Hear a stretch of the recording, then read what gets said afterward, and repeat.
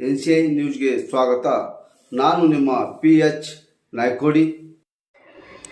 ಇಂದು ಕರ್ನಾಟಕ ರಾಜ್ಯ ಭೂಮಿ ಬಡ್ಡರ್ ಮಹಾಸಭಾರಿ ಧಾರವಾಡ ಜಿಲ್ಲಾ ಸಮಿತಿ ಕಾರ್ಯಕರ್ತೆಯರ ಸಭೆಯಲ್ಲಿ ರಾಜ್ಯ ಉಪಾಧ್ಯಕ್ಷರಾದ ಶ್ರೀಯುತ ವಿ ಶಂಕರ್ ಅವರು ಸಂಘಟನೆ ಉದ್ದೇಶಿಸಿ ಪದಾಧಿಕಾರಿಗಳ ಜೊತೆ ಸಮಾಲೋಚನೆ ಸಭೆಯನ್ನು ಉದ್ದೇಶಿಸಿ ಮಾತನಾಡಿದರು.